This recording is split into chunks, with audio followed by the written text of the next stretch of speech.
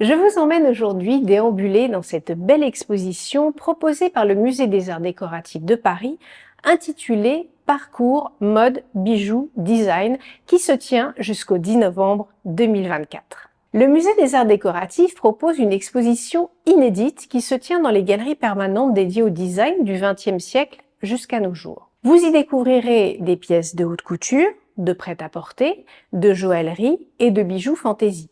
Entre la mode, les créateurs de bijoux, un dialogue s'installe avec des figures majeures du design comme Ettore Zotsas, Ron Arad, Philippe Starck et les frères Campana.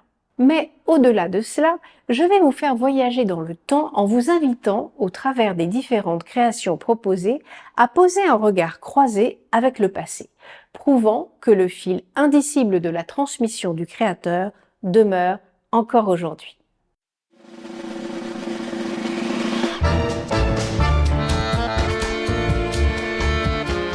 L'exposition interroge la nature du design, une question qui agite l'institution depuis l'exposition séminale de 1969. Elle explore les liens entre le design et l'art et l'artisanat industriel ainsi que les enjeux contemporains tels que la durabilité et l'émancipation à travers les objets. Alors partons à l'aventure et interrogeons-nous sur le lien qui lie tous ces artistes artisans entre tradition et modernité. À cette fin, je me suis permis de prendre quelques exemples d'objets qui ont attiré mon attention. Si vous avez l'occasion d'aller au musée de Sèvres, très agréable musée, surtout en abordant ces beaux jours, vous y verrez une salle consacrée à l'art contemporain. Le musée de Sèvres propose bien entendu l'exposition de pièces de faïence et de porcelaine, mais la création y tient également une place notoire, laissant libre cours aux artistes contemporains. Ici, ce travail de Grégoire Scalabre pourrait représenter une synthèse de cette démarche de transmission. Entre 2008 et 2011, ce sculpteur et céramiste a effectué une résidence à la Manufacture nationale de Sèvres. Ici, il a rassemblé 9000 vases en porcelaine qu'il a tournés et émaillés. Soane est le souvenir d'un galion de la Compagnie des Indes qui fit naufrage au XVIIIe siècle, époque durant laquelle la porcelaine était d'un luxe très prisé. Ici, l'artiste fait en fait ressurgir ces petites formes comme des rescapés des profondeurs. Du musée de Sèvres au vase, il n'y a qu'un pas. Un vase, somme toute, est destiné à présenter des bouquets. Pourtant, très vite, il s'est mué en objet décoratif. Les vases grecs, vases archaïques, vases canopés, vases expansion, autant de vases qui ont traversé les siècles. Une salle entière est consacrée aux vases, proposant des esthétiques et productions très diversifiées. Prenez le temps de les regarder de près car chacun dégage un caractère bien trempé. Cette salle sera complétée un peu plus haut par une autre consacrée aux ateliers individuels. Les créateurs formés dans des écoles d'art, d'architecture ou de design élargissent leur champ d'activité et les recherches liées à l'objet, souvent associées à des démarches sculpturales. Alors poursuivons notre chemin. Des vases aux arts de la table. Grande tradition française, une belle exposition qui avait lieu à Sèvres, à table, retracer les us et coutumes autour des arts de la table, autour des pièces des plus originales et audacieuses de l'époque. Audace, toujours de l'audace, le XXIe siècle poursuit sur ce chemin de la transgression. Symbole de tradition, les arts de la table font l'objet, au début du XXIe siècle, de nouvelles approches. Elles se fondent sur des habitudes alimentaires différentes et, pour les plus novatrices, sont créées avec des chefs à l'instar de la collaboration de Guy Savoy, architecte de la gastronomie française, ou encore de Pierre Gagnère, pour prendre en compte la perception sensorielle des pièces. Ces nouveaux services font appel au toucher et à la vue de formes inédites, crantées, ondulées ou compartimentées. De la table au mobilier, nous voici embarqués dans des styles bien différents. L'actualité récente du marché de l'art aura assisté à une adjudication plus que millionnaire historique pour le canapé ours polaire qui vous fera peut-être voir autrement le mobilier de ce designer, Jean Royer. Il commence sa carrière de décorateur dans les années 30. Le recours à l'ornement et aux matériaux naturels devient vite la clé de voûte de son travail. Emblématique de son œuvre, le canapé boule de 1947 est sans structure apparente, comme un volume au contour organique. Cette forme libre ne se limite pas seulement aux meubles, puisque le tapis décrit l'ombre du canapé. De la même façon, les luminaires sont chez Royer particulièrement ludique et le luminaire liane évoque un végétal envahissant l'espace. Dans les années 40-60, des créateurs comme Emilio Terry, Gilbert Poilras ou Janine Janet, soutenus par une clientèle fortunée, produisent des pièces et des décors souvent inclassables. Dans le domaine du mobilier, notre regard semble aujourd'hui habitué aux créations de Gilbert Poilras. Mais là encore, je n'ai pas pu m'empêcher de faire un lien avec le mobilier du XVIIIe, de style Louis XV, à un moment des plus créatifs dans le travail de l'ornementation des sièges, puisant son inspiration dans la nature. Finalement, que l'artisan ait vécu au XVIIIe siècle, ou au XXe ou XXIe siècle, cet artisan talentueux acquiert une grande maîtrise de son art.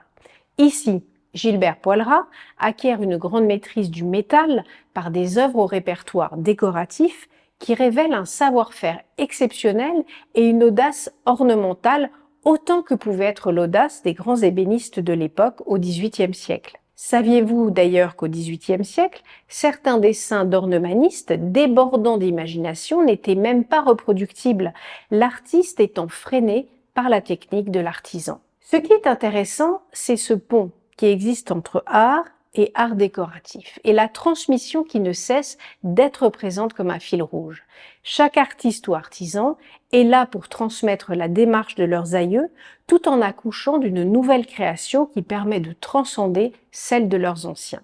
Ainsi, la transmission se meut, évolue, et finalement, c'est ce qui fait toute la richesse de la création tant contemporaine que passée. Observez cette création par Janine Janet. Sculpture Le Roi et la Reine, datée de 1959.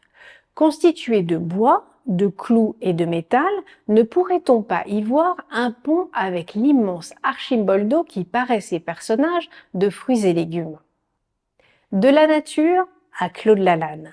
Claude Lalanne, une sculptrice en adéquation avec la nature. Une suite de couverts phagocytes à laquelle j'avais consacré un bref article. Si la cellule phagocytaire est une cellule mangeuse, le couvert phagocyte renvoie à l'existence du couvert en tant que tel et nous renvoie à Alphonse de Lamartine. Objets inanimés, avez-vous donc une âme qui s'attache à notre âme et la force d'aimer?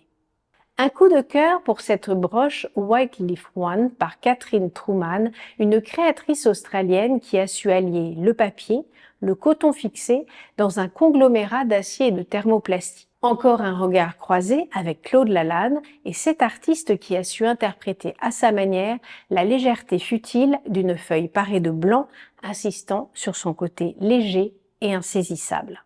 Poursuivons de Claude Lalanne au couple Lalanne. Pour aborder une salle consacrée au couple Lalanne, le très célèbre et imposant hippopotame bleu de François-Xavier Lalanne vous accueille. Mais connaissez-vous son origine? Le bestiaire, rural comme exotique, constitue la source d'inspiration majeure de François-Xavier Lalanne. L'hippopotame 1 est sa toute première interprétation d'un de ses animaux fétiches. Il rappelle en fait un petit hippopotame en faïence bleue du Moyen Empire, conservé au musée du Louvre qui le fascinait lorsque dans sa jeunesse, figurez-vous, il était gardien au musée du Louvre au département égyptien. La tête vous tourne? Alors prenons le temps de nous asseoir. Le siège tient une place non négligeable dans notre histoire. Tout d'abord sommaire, puis en recherche de confort, le siège se meut dans l'art moderne dans une recherche constante de la forme, sans toujours allier d'ailleurs, il faut le dire, avec le confort. En 1968, le Musée d'Art moderne propose une exposition, Les Assises du siège contemporain, qui propose alors un bilan de la création dans ce domaine. Ici se prolonge cette idée en proposant des sièges du XXe siècle à nos jours, une histoire de la ligne et des formes. Des chaises de Philippe Starck au fauteuil confortable d'Oscar Niemeyer de 71, vous y retrouverez l'iconique fauteuil lounge chair de Charles Eames, siège au succès incontesté. Il est l'aboutissement des recherches du couple Charles et Ray Eames sur le contreplaqué moulé pour créer un fauteuil ergonomique sur le principe de 3 coques pour l'assise et les 2 parties du dossier.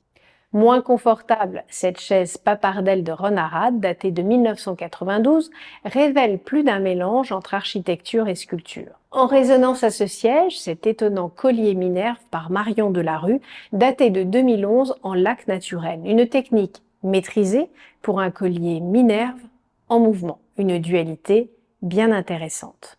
Debout et en route pour le 8e étage.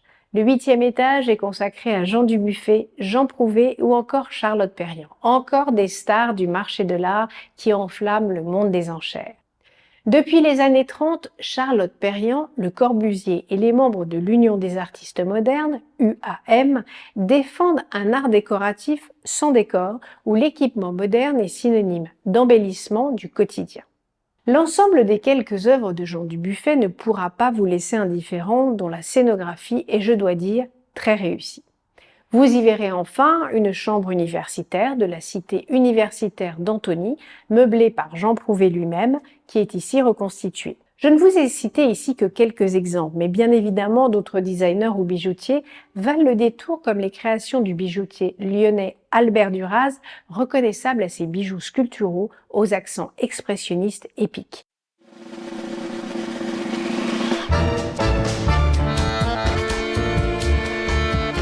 Alors, si je devais vous donner mon avis sur cette exposition.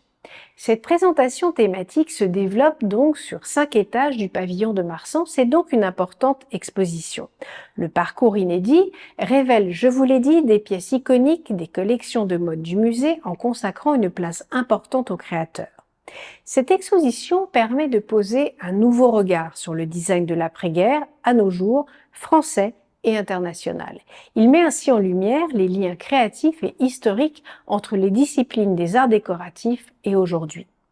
Une exposition extrêmement bien documentée où vous apprendrez plein de choses et des anecdotes très amusantes. Le saviez-vous? Christian Dior, le maître de la haute couture, fut aussi galeriste. Dans les années 30, il ouvrit une galerie de peinture où il mettait en avant des artistes de renom tels que André Breton, René Magritte, Salvador Dali, Braque, Marcel Duchamp. Le ready-made est engagé entre l'art et les arts décoratifs. J'ai été enchantée par cette exposition qui ouvre des ponts infinis dans le monde de la création et franchement j'aurais pu passer encore plus de temps à faire des parallèles ou liens démontrant ce fil rouge indicible de la tradition qui lie tous ces créateurs.